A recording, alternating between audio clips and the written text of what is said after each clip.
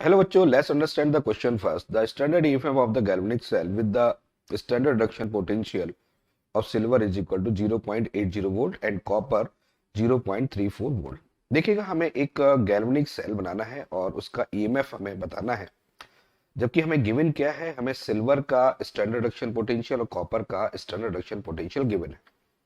देखिए, कोई भी अगर हम सेल बनाते हैं, यानी कि उस सेल का जो टोटल या ई नॉट सेल की जो वैल्यूज हम लोग कैलकुलेट करते हैं वो हमेशा पॉजिटिव होते हैं। अगर पॉजिटिव होगी तो स्पॉन्टेनियस होगा, यानी कि सेल वर्क करेगी। और अगर उसका ई नॉट सेल निगेटिव है तो इसका मतलब उसका रिवर्स प्रोसेस जो होगा वो वर्क करेगा।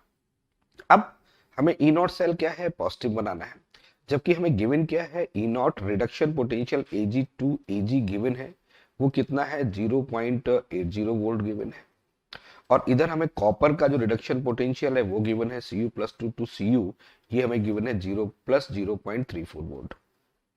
यानी कि जिसका स्टैंडर्ड रिडक्शन पोटेंशियल ग्रेटर होता है, इसका मतलब है वो स्ट्रॉन्गेस्ट ऑक्सीडाइजिंग एजेंट होता है, या ये कह सकते हैं वो रिडक्शन को शो करेगा। और जिसका कम होता है, इसका मतलब वो स्ट्रॉन्गेस्ट रिड्यूसिंग एजेंट होता है। यानी स्ट्रॉन्गेस्ट रिड्यूसिंग एजेंट होता है, इसका मतलब ये ऑक्सीडेशन को शो करेगा।